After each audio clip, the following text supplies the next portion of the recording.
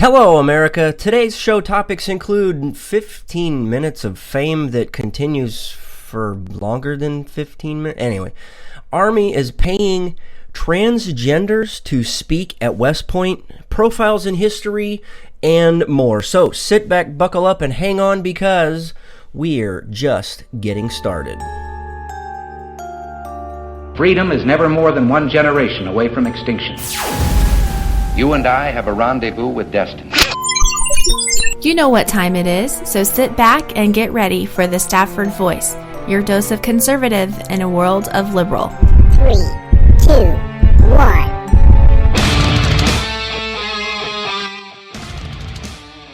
Hey, how you doing? I'm your host, Daniel Stafford, and you are listening to the Stafford Voice, where we are conservative in a world of liberal. And I want to remind you there are many ways to listen. So set this channel as a favorite wherever you are, whatever you have to do, so you don't get left behind. Whether it's on Spreaker, Stitcher, iHeartRadio, the YouTubes, whatever it is, set it as a favorite. Because if for some strange, crazy reason you do miss the show, sit tight. There's no need to panic because, hey, I've got you. So, in the case you aren't already following on social media, if you haven't done so, good Lord, you're probably still living under a rock. You know what? Kick that rock over and look for me over on the Twitters or the Gabs over at Stafford Voice. Or, if you are so inclined, join me over on Grassfire, Facebook, Instagram, whatever your social site of choosing is. Wherever you are, all you got to do is just search for the Stafford Voice, and, well, we're probably there. If not, well, I'm probably the one under the rock. Hell, I don't know. Oh, wow. What is going on? It's crazy. It is absolutely crazy. Oh, before we get too far into the show, I want to remind you, if you have not yet done so, head on over to thestaffordvoice.com, sign up for our monthly newsletter. I promise I will not spam your inbox. I only send out one email a month. It's stuff you don't get anywhere else. Also, if you're watching the show and you would like to comment and join in on the festivities, pop in and say hey. If you're on your mobile device, I just learned how to do this. I know, I suck. If you're on a mobile device, I believe all you have to do is scroll all the way down to the very, very bottom. And you will see how to take place in the chat room. So yeah, join us over in the chat room. Right now, they want to know what shirt I'm wearing. So let me show you what shirt I'm wearing. This is a new one. I think it's relatively new. It's by Grunt Style. I love this shirt. F it, no excuses. There are absolutely no excuses at all. No, John, that is, or I'm sorry, no, Refill, that is not fake news. John has somehow hijacked, I think the Russian, he got the Russians to hack our computer system over here in the studio because he's reading what we've got lined up for later on tonight. So, John, yes, I did see that. We're going to talk about that a little bit later on, so stay tuned for that. We do have a great profiles in history. John, I hope you're not spying on my show notes. If you spy on my show notes, you know what, my show notes are relatively lacking lately. I suck at putting show notes together. I really need to get better at the whole show notes idea and get them and put them out so you guys can be a little more ready. What? Oh, my wife is back here watching cat videos. As usual, she's in the studio with us. Tonight, she is not even focused on what we're talking about because she's watching cat videos on her cell phone. We're trying to save the world. I turned it off. We're trying to save the world here, and she's back here watching cat videos. I'm okay with laughing.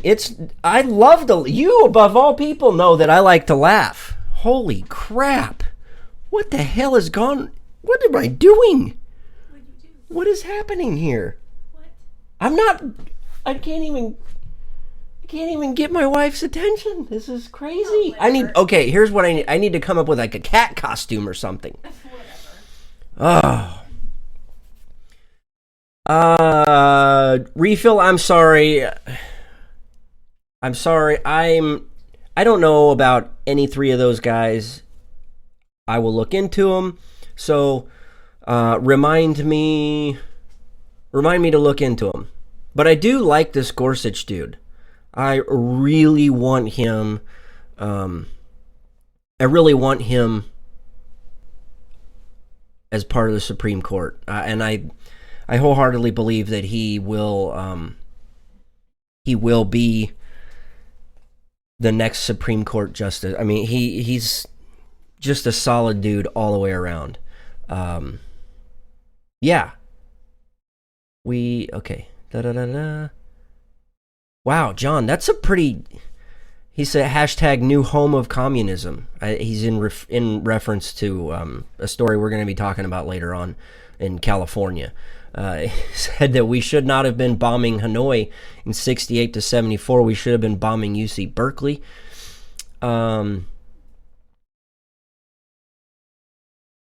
In reference to what you're saying, John, don't be disappointed because I think the flamethrower is being charged up for once he does finally hit the bench and gets to work. Speaking of getting to work, we got to get into the show. I really don't even know which direction to take this tonight. I'm sorry. My back is killing me. My stomach is like churning for some reason. I don't know why. I did have a fantastic workout earlier, and if you don't follow me on Instagram or Facebook or Twitter, then you missed it. I had a really good workout. It was great. I don't think Daniel's fallen for it. I'm in a violent mood, if you can tell. That's okay. Yeah, I'm okay. Say them so our listeners not on chat can know about them. I will. I tell you what. Let's see. We've got William Pryor Jr., Mike Hunt, and Thomas Hardiman. I really don't know anything about these guys, and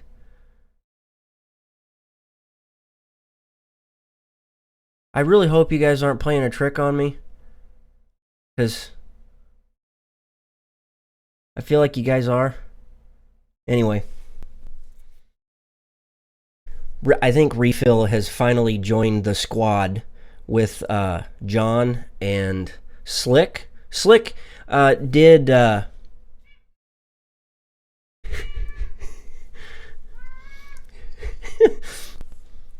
Slick... okay, so here's where Slick is. Slick contacted me prior to the show. They'll be a little bit late. They are chatting it up on the phone with their son who's stationed over in Afghanistan right now. I told him I completely understand that is way more important than anything we got going on here. Obviously, you guys are killing me. You got Refill in on this, John. Slick would be proud. He really would be. Okay. My quest to really try and understand things, well, please tell him that I got you to say... I'm saying the names. I enunciated a little bit. Okay. That's yes, on to the show. Thank you, Refill. That's a whole different conversation. I need one of you guys screaming in my ear. I need an earpiece where one of you guys is screaming in my ear each Monday or something. I don't know. Okay, so I've been thinking a lot, and I know that can be dangerous. My wife would tell you. Okay, so she's saying no. She would say it's not dangerous if I'm thinking a lot. She thinks she thinks I'm smart. She just said that. You guys got that? Hopefully the microphone picked that up. I am suffering from cookie deprivation. This is ridiculous. I know. I wanted to get you those.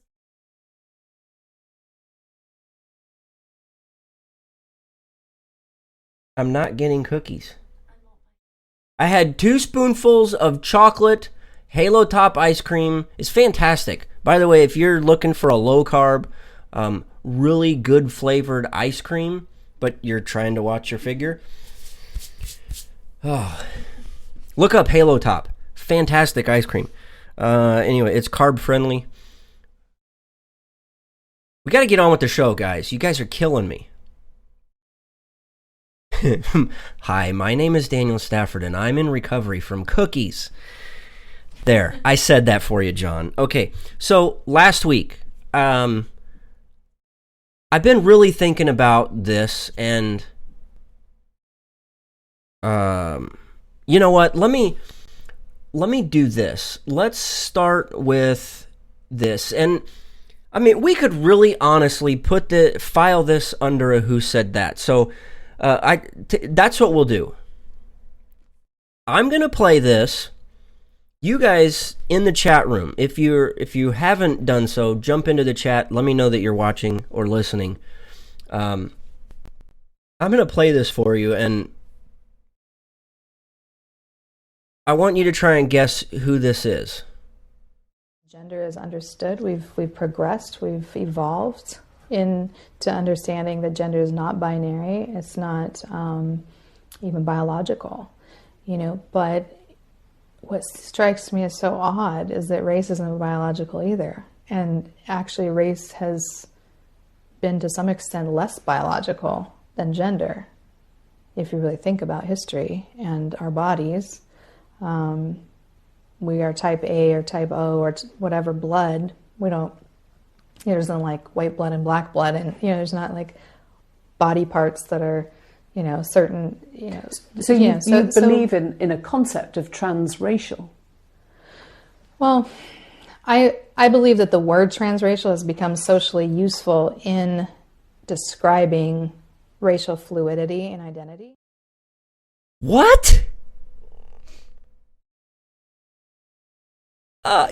Yes, Refill, you got it. It's Rachel Dolezal. Seriously. What in the hell is wrong with people these days? Okay, so here's a lady who had her 15 minutes of fame, and it's more like, 15 years of fame, because and by the way, Slick, Tina, welcome to the show. Glad to see you guys are here.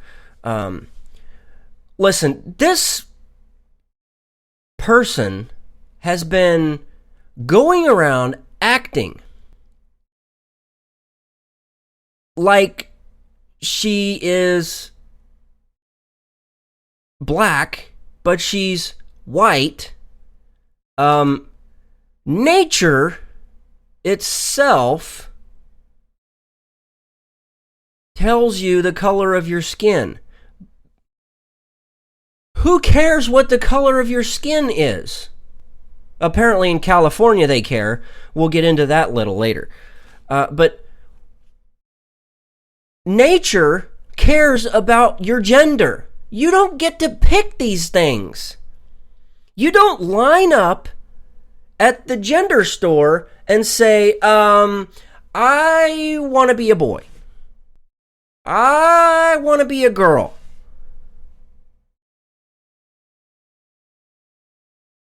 It doesn't work that way. I mean, according to Dolezal, you can be fluid in these things. Fluid, like back in the 70s where everything was cool, man. It's okay. I mean, Mom said that I could be anything I want to be, man. So, I want to be a girl. That's not how this crap works. What the hell? Ben Shapiro.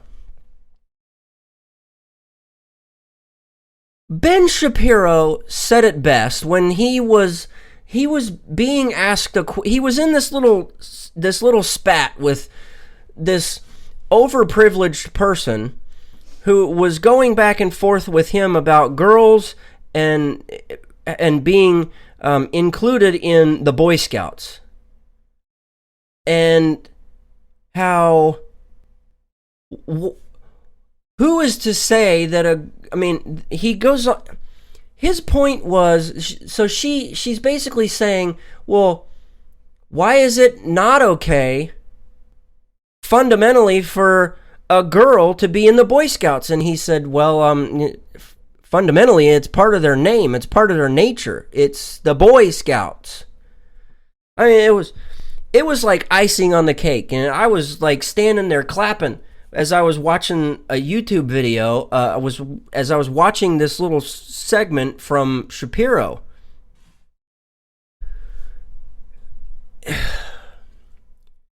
There is something seriously wrong here when we continue to focus our attention on people who have lost their 15 minutes of fame and are trying to get it back. It used to be every day on Twitter or Facebook, you would see a particular quote-unquote gay conservative. I'm saying quote-unquote because said some very questionable things that over time that I've always kind of been reserved in calling them a conservative, but nonetheless, always has claimed to be on the right. Milo had his 15 minutes of fame, steps on his tongue, and he's gone. Then we have Barbie doll conservatism, who immediately takes his spot. We had Ken doll.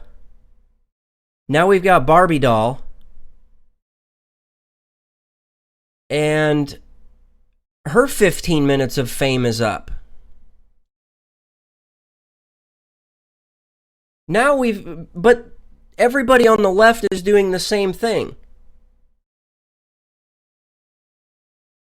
Nature says that if you have type O blood, you have type O blood. Nature says if you look at your DNA makeup says you're a boy or you're a girl.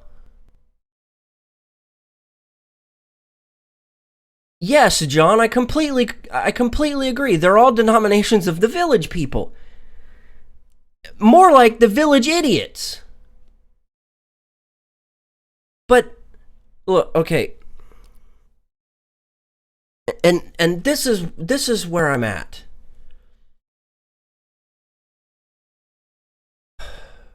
This is where I'm at. We talked in depth about stuff like this last week. About where we need to focus our attention. Quit following the next big thing. I mean, we all know that this show is not going to be the next big thing. It's okay. We embrace the suck. It's fine. I mean, if you're so inclined, feel free. Invite your friends and family, tweet about the show, ask them to join via Facebook, whatever. If you want to drop $1 in our bucket over on Patreon, that's great. I mean, but in the end of things, in the end, we are never done with our work. Never done. And what do I mean? I was struggling last week. Last week sucked. And without going into details, I will just say it was an emotional, physical, and mental roller coaster.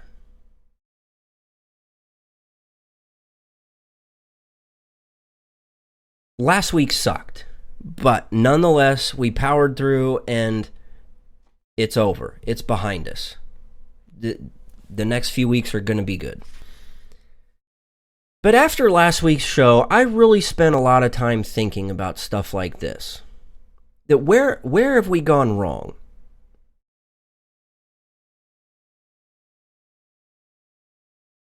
Where? Am I doing something wrong? Are you doing something wrong? In the end, I came to the conclusion that no, we are only doing what we feel to be right in the moment. And that our work is never done. Once you feel like your work is done, somebody else is going to come in and take over.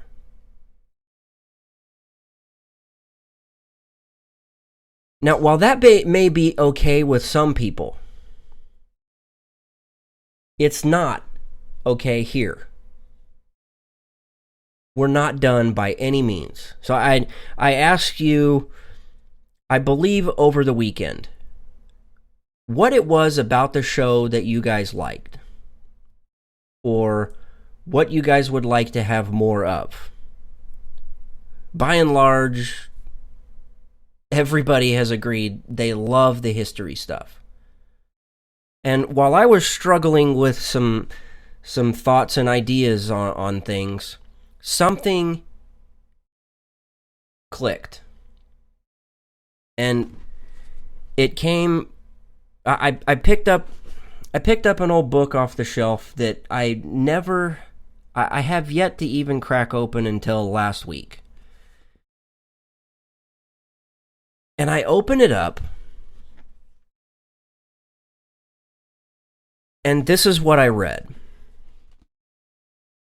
Benjamin Rush, Address to the People of the United States, June 3rd, 1786. There is nothing more common than to confound the terms of the American Revolution with those of the late American War. The American War is over, but this is far from being the case with the American Revolution. On the contrary, nothing but the first act of the great drama is closed. It remains yet to establish and perfect our new forms of government, and to prepare the principles, morals, and manners of our citizens for these forms of government after they are established and brought to perfection. And then he goes on to say, he closes by saying this.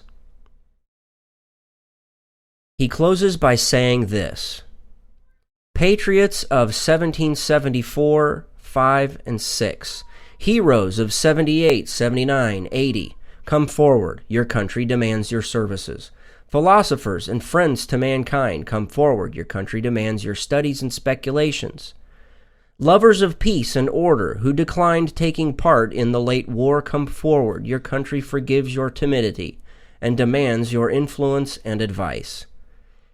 Hear her proclaiming in sighs and groans, in her governments, in her finances, in her trade, in her manufactures, in her morals, and in her manners. Quote, "The revolution is not over."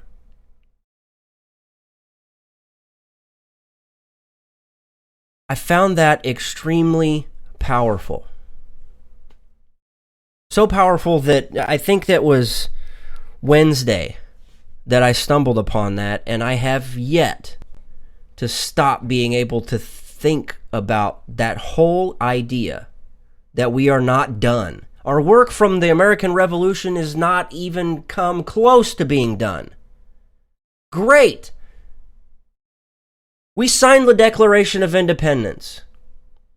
Great. We brought forth the Articles of Confederation. Normal, everyday men and women. Awesome. We have this incredible document called the Constitution of the United States. And it's backed up by the Bill of Rights.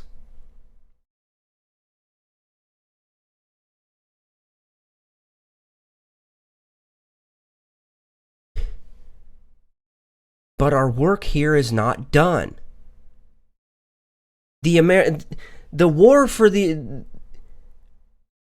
actual American Revolution, the quote-unquote war, may be done, but the work is not. Those ideas are still carried forward today. Those principles, those morals, those values that all of those men and women died to fight for are still present today and still worthy of fighting for. So, here's what I want to do. And if you guys agree, then this is the direction that I want to take the show from here on out. And you guys know this, I've talked about this before.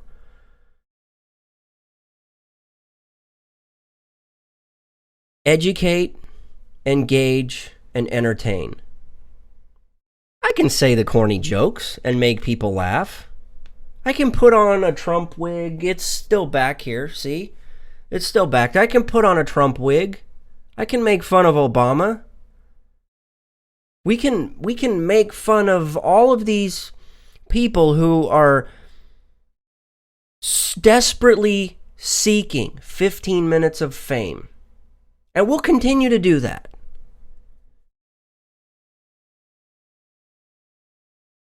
But it was made very clear to me that what we need to do is continue our focus using history. Use history as a tool for today. What were we doing then to set it up for now, and how can we turn this giant ship, per se? And if I'm wrong and you guys don't like the idea, then that's fine. We'll touch on these hot button topics and give them their 5 minutes of fame.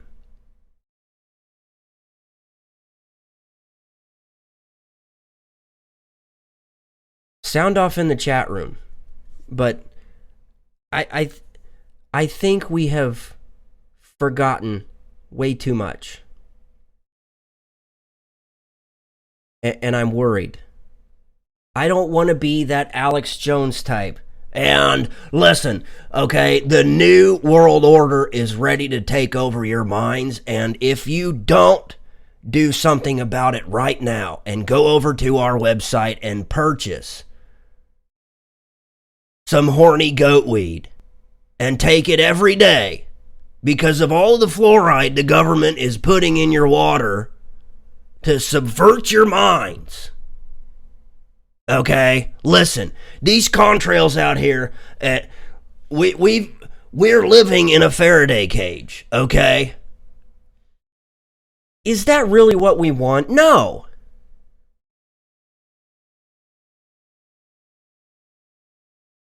Do we want to prop up Barbie doll conservatism or Ken doll conservatism? Do we want to prop up these conspiratory ideas? Or do we really want to get to the brass tacks of things, look at history as a tool to figure out how to do things today so we can go forward in the right direction? Mattel politics. John, I love that. Mattel, that... You knocked it out of the park right there, bro. Seriously. Oh. Seriously, that was... I gotta write that down. Hey, write that... Yeah, hashtag Mattel politics. That's awesome. I love it. Listen. If we are not educated, we will follow in the footsteps of those who are hashtag Mattel politicians or Mattel pundits. That's not what we want here. I want to engage with you. That's why I have the chat. I mean, the chat room, I'm looking at the chat right now. It is the main thing that I focus on. I don't even put effort into show notes very much anymore. I'd flag articles and I take a look at them briefly. My focus is talking with you guys and chatting with you. I want to know the things that are important to you. I want to know what's important to you so we can talk about them. So we can learn together. So we can come together and meet in that gray area. If you've got friends on the left or that lean slightly left, bring them over. Let's talk. I'm okay with learning things. If I'm wrong, tell me. I'm here for a reason. I want to learn. But I also want to teach at the same time.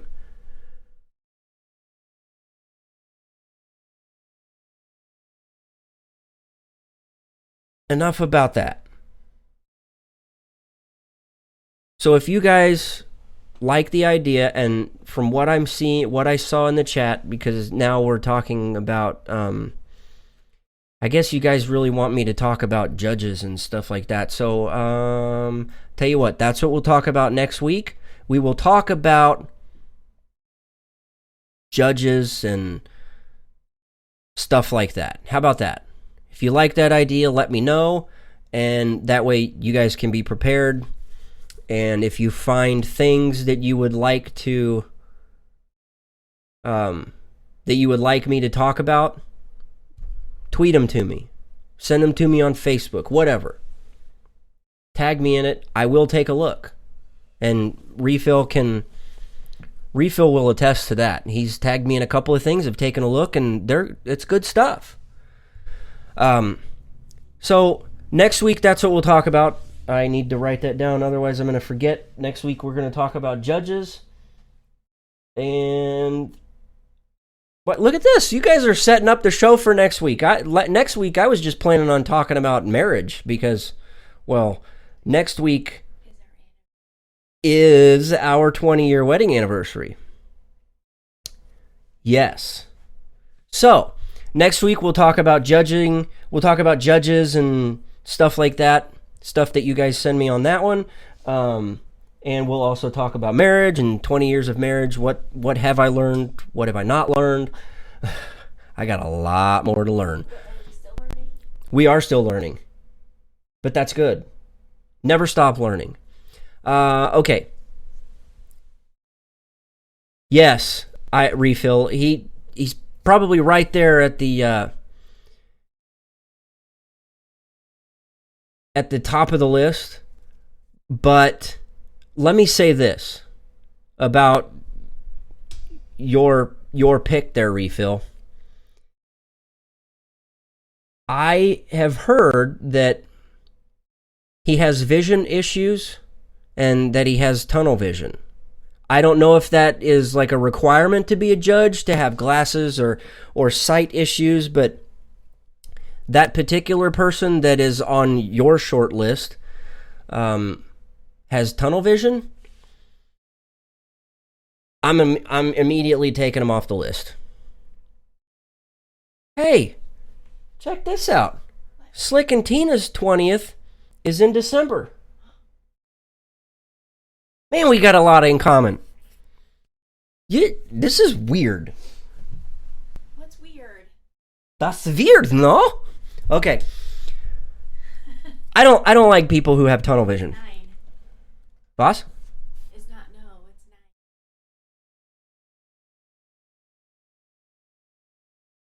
9. 9? Yeah. No, it's past 9. No, it's like 9:30. The word, no, it's Ha! I got you. Ha! Okay. Anyway, okay. Let's try and get through the rest of what we have for tonight. What would you guys in the chat? I'm on to you, Refill. I let you have one. I let you have that one. You get one. I'll get you next time. Okay, so I'm going to give you one of two stories. One of two stories. We're going to take a short break. I need to, after that horrendous Alex Jones impersonation, I need to, like, wet the whistle. Because it is, like, it's hard on the throat to, it's rough to do that. Refill is praising Slick because he inspired him from last week. Refill, if you haven't figured it out, Slick and John's sole mission, I don't even think they like the show. They just come in the hopes of trying to throw me off my game. Most of the time it works because somebody starts talking about cookies and I really think I need to go to like Cookies Anonymous, even though I'm doing really good on the diet. I haven't lost any weight, but I've lost some size, which I'm okay with, but I don't like it because I had to drill a new hole in my belt because my pants keep falling down. Okay, so let me give you two stories. Do you want to talk about the Army paying transgender DOD officials to come and speak at West Point? Or do you want to talk about California school budgets getting cut because there's too many white students? You guys decide. Those are your two choices. When we come back, we will cover one of those two. We will be... Oh, wait, nope. I got to get that ready. There it is. We will be... This is a beautiful disaster, ladies and gentlemen. This is the Stafford Voice, where we are conservative in a world of liberal. We'll be right back. You are listening to KLRN Radio, where liberty and reason still reign. Nothing will protect you quite like your sidearm, so why not give it the protection it deserves? Something as strong as the Second Amendment and stands the test of time, and better yet, made in the USA. A Rebel Road Tactical Custom Kydex holster is that and more. Call now and place your order with Rebel Road Tactical at 682-217-4579. Again, 682-217-4579, or online at rebelroadtactical.com. Conservative in a world of liberal. The Stafford Voice. All right, we are back. Let's see. Leggings on a plane. I saw that. That's absolutely stupid. I've had enough of this leggings on plane. You're not going to get me to say that one. Obviously, I've never seen snakes on a plane. Refill would like to see he wants to see an episode about abortion. I simply don't understand how a majority of SCOTUS judges could say it's constitutional. Probably should write that down. Look, this is what movie was that? What movie was that where he has the little Middle Eastern guy? I can't remember the name of it, but I think I know what you're talking about. Okay, what movie is that if you're in the chat and you're watching? What movie was it where he had the little Middle Eastern kid that came over and he's following him around with the notepad and he looks over and he's like, write that down. And write that down.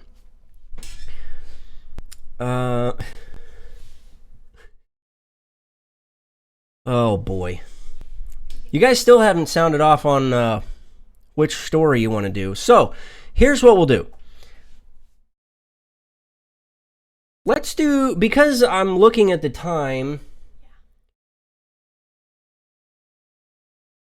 Yeah, we need to do this one, because this one's way more important than covering it's a little more important. DoD Transformers. It is more than meets the eye there, John.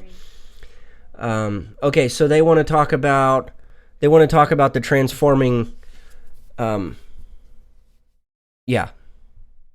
Don't want to hear about white kids in the school. Obviously, the headline tells you everything. In California, they're cutting the school budget in, what was it? North Hollywood. North Hollywood, they're cutting the school budget because there's too many white students. There's too high of a percentage of white kids at the school, and people are ticked off, so they're cutting funds. Too many white kids. And listen, this is the reason why we continue to have racial division. Because media outlets continue to talk about this stuff. Let alone governments doing this. What are we trying to do? Dumb people down just because of the color of their skin? We have one race. There's not a black race, a white race, an Asian race. One race and one race only. And I'm not talking about NASCAR. I'm talking about the human race. Only one race. Okay, I'm clearing that one off the screen. We don't want to talk about that. Okay, let's do this. Let's get that ready and do profiles in history. While out for a walk one day, a servant came running with a message that the main house on his estate was on fire. He was thinking of tearing it down and rebuilding anyway, so he simply said, "Let it burn," and continued on his merry way. His wife, on the other hand, had to direct saving the home herself. Arthur Middleton was born on June 26, 1742, at Middleton Place on the Ashley River near Charleston, South Carolina. His father, Henry Middleton, was one of the wealthiest men in the colonies, with 20 plantations totaling some 50,000 acres and having upwards of 800 slaves. His schooling was nothing short of impressive for his time. At the age of 12, he attended school in England at Hackney Westminster School and then St. John's College, Cambridge University. In London at Middle Temple, he studied law. After his studies, he took a 2-year grand tour of Europe. Somewhere around the mid-1760s, he came back to South Carolina and married Mary Izard in 1766. Now, through the years, they would have 9 children. However, shortly after the marriage, they were off for another European tour that lasted until 1773. 2 years later, he was on a secret committee to help prepare the defenses of the colony and then served on the Committee of Safety, the unofficial executive government of South Carolina. During this time, he expressed his strong views under the pen name Andrew Marvell. Remember his father, Henry Middleton? Well, he was one of South Carolina's delegates to the Continental Congress, even serving as president of Congress for a short time. But Henry fell ill and had to resign. This left a vacancy that needed to be filled, and the person elected to take his place was none other than Arthur.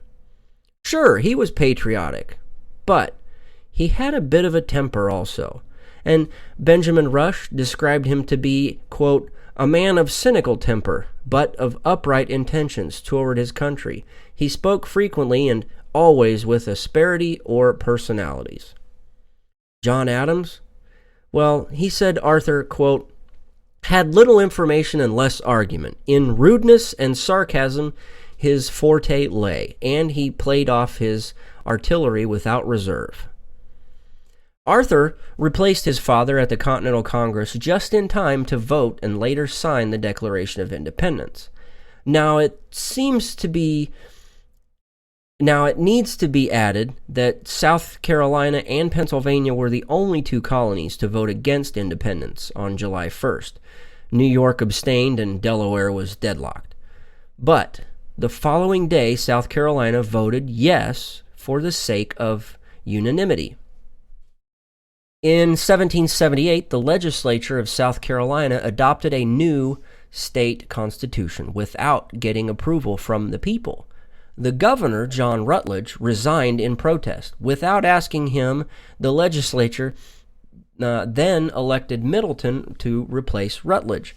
Arthur refused the high office, likely for the same reason that Rutledge had resigned. In May of 1780, Middleton was serving in the militia and was captured during the siege of Charleston. Along with co-signers Edward Rutledge and Thomas Hayward, he was imprisoned in St. Augustine, Florida, reportedly in the Castillo de San Marcos. The British called it Fort St. Mark's. However, recent evidence suggests that he and the others were held under house arrest and would have avoided the dismal conditions at Fort St. Mark's. Officers were sometimes treated better than enlisted soldiers, if only to ensure that British officers would receive similar treatment. This tit for tat ultimately helped free the South Carolinians, where in July 1781 they were released as part of a prisoner exchange. When he returned home, Middleton found the structures on his property had been left mostly intact, but his paintings had been trashed and slashed. Some 200 of his slaves were sold off, and the silver was long gone. His wife, Mary, had to beg the British commissioner for the return of some of her property so that she could take care of her family. And the British complied, possibly thanks to some loyalist relatives on her side of the family. He continued to serve here and there in state offices. However, in November 1786, he fell ill due to exposure of harsh weather conditions. And on New Year's Day, 1787, Arthur Middleton passed away. And that is this week's Profiles in History. Oh, that dude was interesting. I found it... I'm finding it more and more fascinating that aside from the fact we are taking or took the most wealthiest and smartest people of the time, got them all in the same room with very different ideas.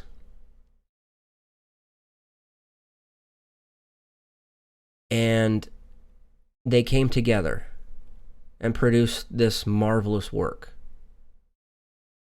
A lot of them lost children. They lost wives. They died in the process. They all gave what they could. And I want to go back to what Benjamin Rush had said, what we'd quoted him saying earlier, that the revolution is far from over. It's just fascinating. I know what I'm willing to do. And John, there's a reason why. This is the reason why we continue to talk about these people. Because people don't know who they are, or what they did, or what they gave.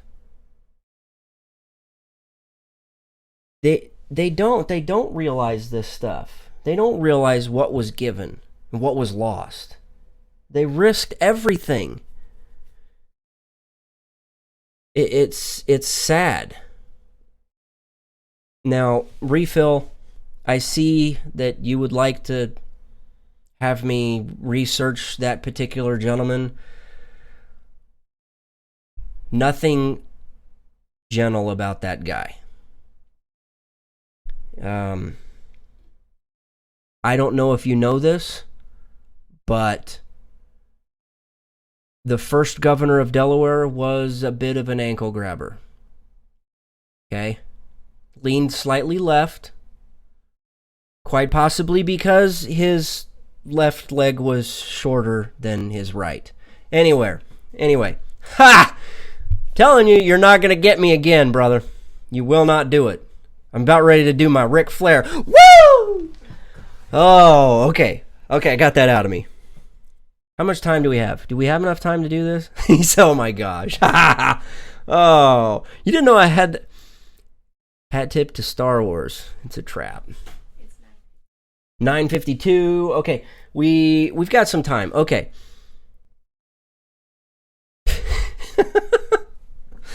Oh, John. Let's see. We need to talk about this one. I saw this over at Judicial Watch, and it piqued my interest. It piqued my interest because of the headline.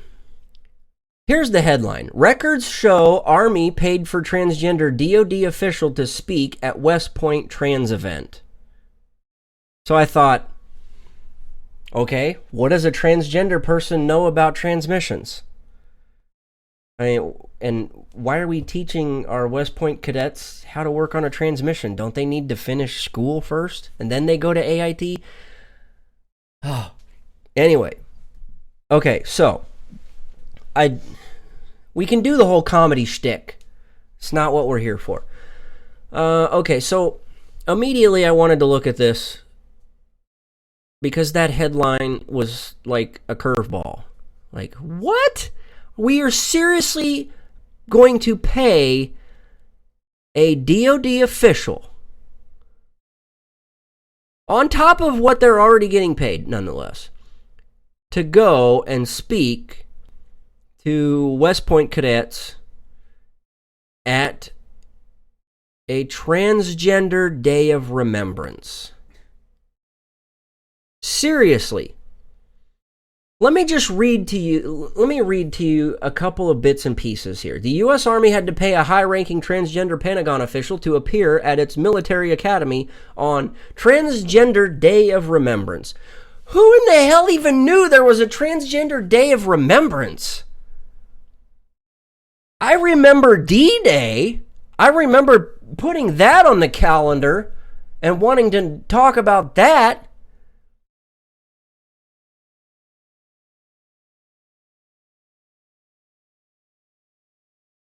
I never thought the day would come where we would need to talk about Transgender Day of Remembrance. Is this what our world has come to? I guess so, because we're paying high-ranking DOD officials to speak about this very thing. Okay, and then they learned this because of some records that they have obtained. The event held at West Point was organized by the Army's Office of Diversity, Inclusion, and Equal Opportunity to, quote, promote an environment of compassion and understanding and memorialize, quote, members of the transgender community across the globe who were murdered in the last year. What? Huh? Somebody seriously needs to take a look at what we're worried about in the EO division here in the military. I think that we can do more focus on making sure we don't take pictures of the opposite sex and post them all over the internet.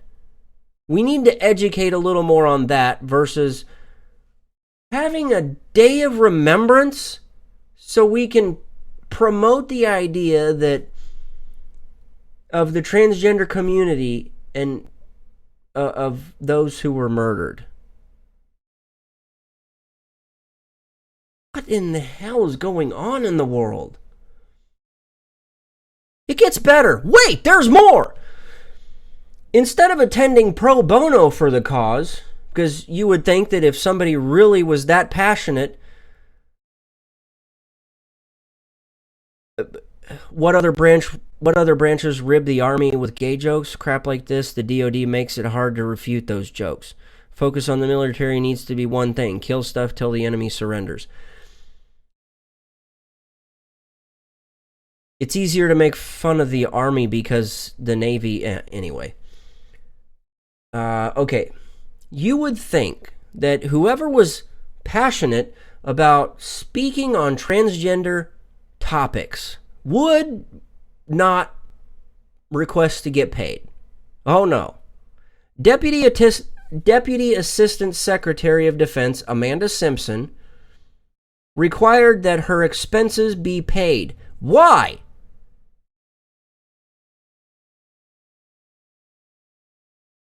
There's more to the story.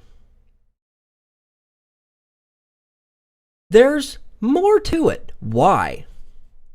Well, it cost the Army $1,099.92 to get Deputy Assistant Secretary of Defense Amanda Simpson, who also served as the Executive Director of the U.S. Army Office of Energy Initiatives, to be a guest speaker at the West Point transgender event.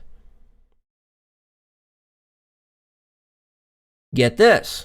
Here's where this takes a nice turn of... Oh, you know what? I'm not even going to go there. Here's why. Here's the fine print at the bottom of her resume. The Deputy Assistant Secretary, Amanda Simpson, underwent a sex change about 20 years ago and gained notoriety during Barack Obama's presidency as the highest-ranking transgender appointee of any administration in history.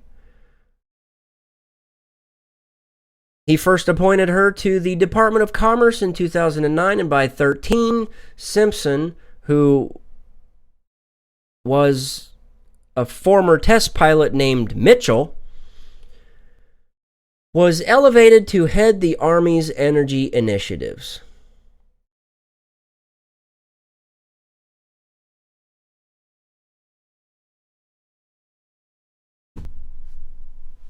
WTF. Unreal. Now we have to pay people with yours and my tax money to come and talk about transgenders.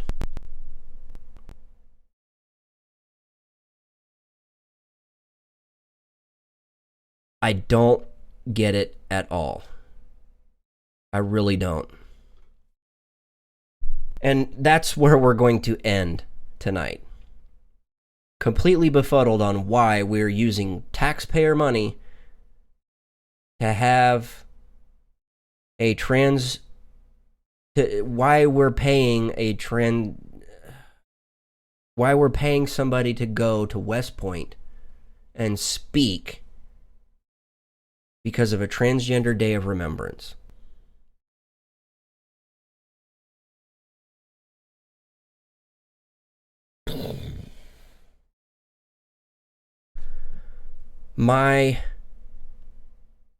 Oh my. The only way I can describe this is pudding brains. That's it. Pudding brains is where we're ending tonight's show. Just done. I can't